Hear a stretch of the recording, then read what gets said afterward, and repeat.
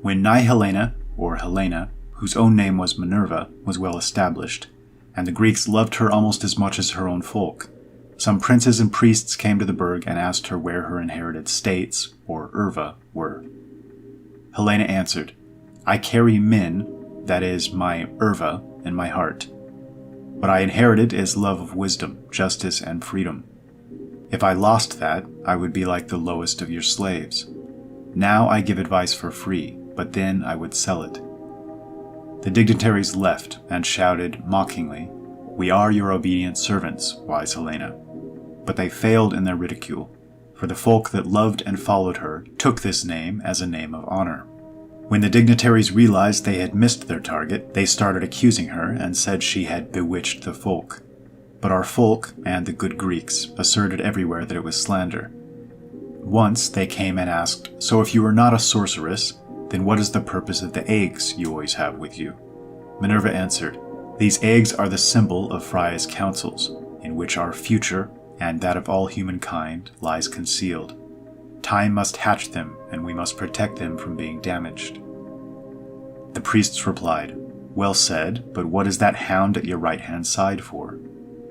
Helena answered, "Does not the shepherd have a sheepdog to keep his herd together? Just like the dog serves the shepherd, I am in Freya's service. I must watch over her flock."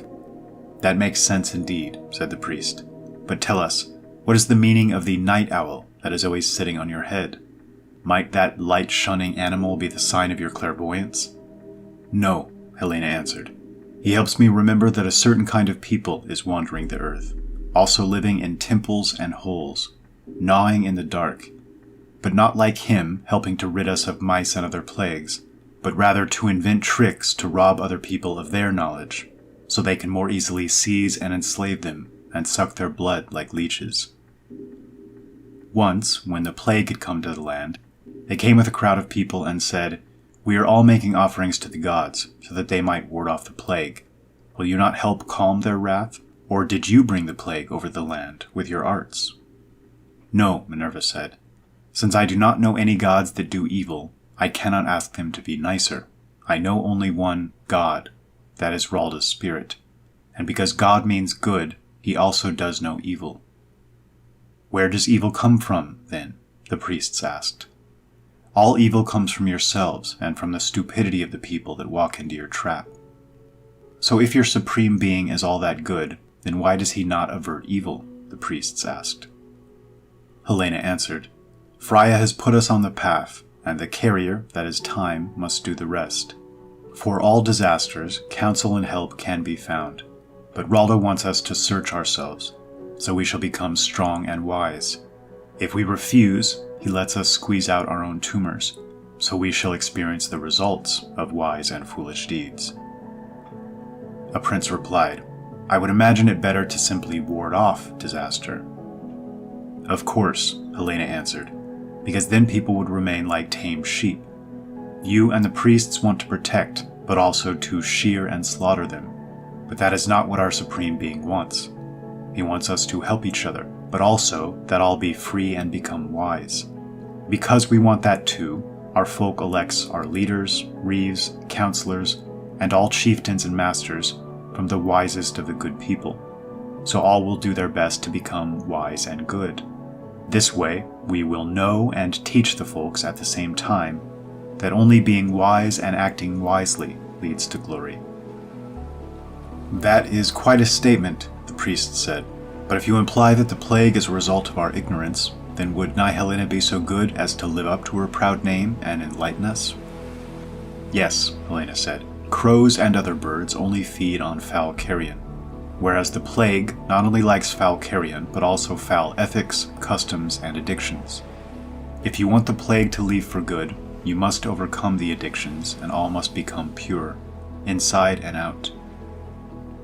"We want to believe your counsel is good," said the priests, "but tell us, how are we supposed to improve all the people under our rule?"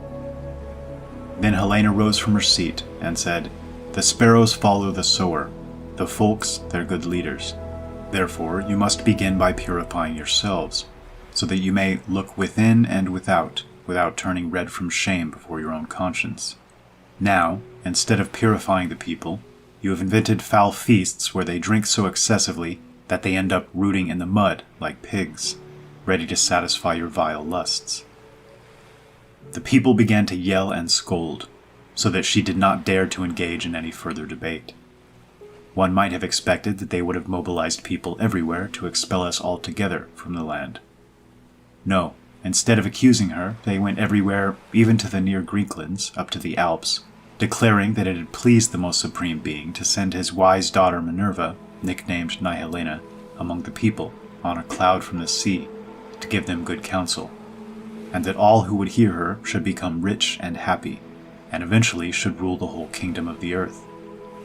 They erected statues of her on their altars, or sold them to the simple people. They announced counsels everywhere that she had never given, and related miracles that she had never performed. They cunningly made themselves masters of our laws and customs, and they managed to explain and distort them all through misinterpretations. They also placed maidens under their care, pretending these were under the care of Vesta, our first honorable mother, to watch over the divine light. However, they had lit that light themselves, and instead of properly educating these maidens before sending them among the people to nurse the sick and teach the children, they kept them ignorant and dimmed their light, and did not allow them to come outside. They were also used as counselors, but that counsel only appeared to come from their own lips, as in reality their lips were nothing but the mouthpiece through which the priests promulgated their own desires.